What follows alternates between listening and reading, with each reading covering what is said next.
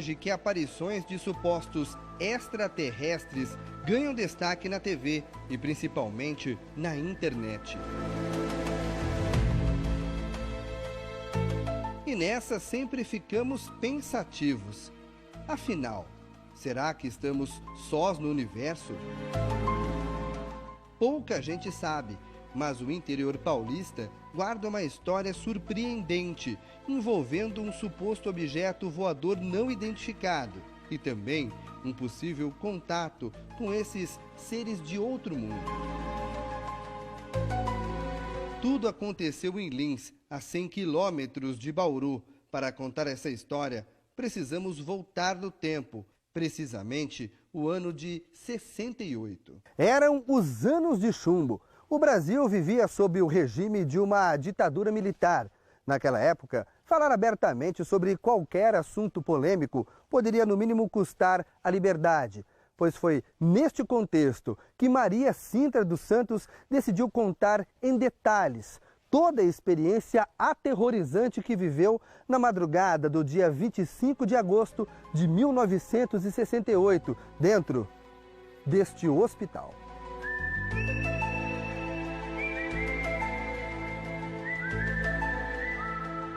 Ela era funcionária deste hospital, um gigantesco complexo que atende pacientes psiquiátricos. Ela diz ter sido testemunha de algo jamais relatado no Brasil até então. Numa entrevista a um radialista da cidade, Maria contou como acordou em plena madrugada por um barulho estranho. Eu estava dormindo, quando eu acordei com um barulho, que nem uma embreagem. Abri a janela, quando abri a janela, vi uma mulher lá embaixo. Peguei e disse para ela, espera um pouquinho que eu já vou aí, abrir a porta. Levantei, abri a porta, quando abri a porta tinha uma mulher com altura média, clara, pegou e eu dei a garrafa para ela, eu segui o bebedouro. Segui no corredor, abri a porta e entreguei a garrafa para ela, ela pegou e bateu assim no meu ombro, embaúra, embaúra. Depois de oferecer a garrafa com água, a mulher resolveu ir embora. Foram poucos minutos de um contato inesquecível. Foi quando ela descobriu que não era algo deste mundo. Ela veio de pegar e ir para o caminho, ela entrou no canteiro. Quando ela entrou no canteiro, tinha um aparelho alto dessa altura assim. Ela entrou com a maior facilidade. Entrou o mesmo barulho que fez para descer, fez para subir. Subiu, que escureceu tudo, apagou toda a luz, fiquei no escuro, ficou só aquele cartão iluminando. Daí eu gritei bastante, teve gente que ouviu, mas como é lugar de fazer internação, pensou que era internação que estava fazendo. Maria Sintra descreveu como era o objeto voador, que brilhava e tinha formato de um sino. Dentro do aparelho tinha outra pessoa, com uma luz cor de alfaca, a luz do aparelho era cor de alfaca, e tinha outra pessoa, que eu vi quando virou a mão, subiu. Tinha outra pessoa, mas não sei se é homem ou se é mulher. E tinha. Sino, um sinão. Você já viu o sino? Desse sinão de ferro? Era o formato desse sinão. A história marcante caiu no colo dos militares. Naquela época, a cidade de Lins já era sede de um grande quartel do Exército Brasileiro. E logo, eles trataram de entrevistar a funcionária do hospital. E não foi só isso. Oficiais da Força Aérea Brasileira abriram uma investigação formal para relatar ao alto comando tudo o que ela tinha visto e presenciado. Os documentos que o jornalismo da Record TV Paulista teve acesso são do Arquivo Nacional e foram abertos só agora, depois de quase 50 anos. Muitos estão apagados parcialmente, mas mostram o relato de Maria Sintra aos militares. No documento, ela conta em detalhes a experiência. A mulher chegou a fazer um desenho de como era a suposta nave. Fotos dos militares mostram a janela de onde ela teria visto. E o mais surpreendente, a mulher indicou no chão o local exato do pouso. Quem morava aqui na época se lembra da movimentação dos militares. Aos 91 anos, seu Plácido diz que o caso gerou pânico em muita gente. Muita gente que não saiu de casa ficou, vamos dizer assim, amedrontados e ficaram em casa em pânico, pensando que se ele saía, ele podia ser raptado, ele podia ser levado. Então, E interessante que o que eles falavam era o seguinte: ele poderia ser levado pelo disco voador e depois não voltava mais. Então, esse foi o comentário geral da época. Seu Didu também é morador antigo de Lins e hoje um historiador.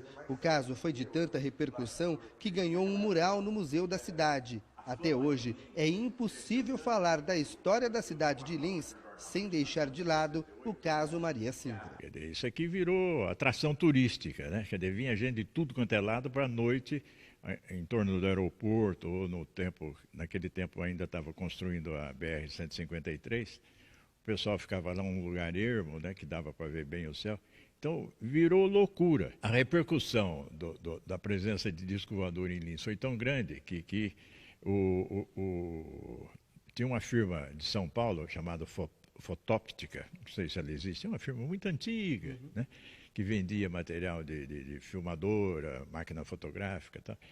E um dos anúncios que ela fez, inclusive no jornal Estado de São Paulo, no Estadão, né, dizia que então ela alugava máquina fotográfica, alugue uma máquina fotográfica para tirar fotografia do céu de Lins, do disco voador exatamente. Você vê que então a repercussão foi muito grande. Seu Donizete é um estudioso dessas aparições misteriosas. Ele conta que o caso Maria Sintra seria apenas um deles. O pesquisador diz que um tratorista teria sido imobilizado por seres de outro mundo enquanto trabalhava. E ele viu atrás de uma baixada assim, um aparelho estranho, assim, parando assim no solo, assim, acima do solo um pouquinho. E do lado daquele aparelho havia 4 seres. E esses 4 seres estavam de costas para ele. E quando ele pegou o aparelho do trator para ver o óleo do trator, esse ser tomou ele com uma agressão. E virou para ele e atingiu ele com uma espécie de um aparelho, um raio assim, paralisante nele. E ele ficou meio assim, perdeu o sentido, ficou meio assim abobado, assim, paralisado.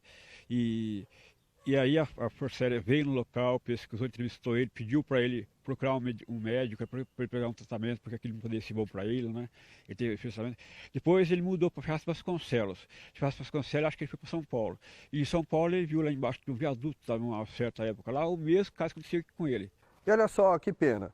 Nós bem que tentamos entrar no hospital para saber se, até hoje, ainda existem especulações em torno do assunto. Mas a direção não retornou aos nossos pedidos.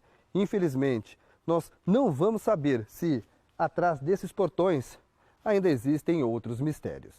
Estudiosos em casos de extraterrestres dizem que a história de Lins é uma das mais importantes da ufologia brasileira e até mesmo mundial. Afinal, Maria Sintra viu e teve contato com o suposto ser de outro planeta, o chamado contato imediato do 3º grau. O caso Maria Sintra, ocorrido no dia 25 de agosto de 1968, na cidade de Lins, é um clássico da ufologia brasileira.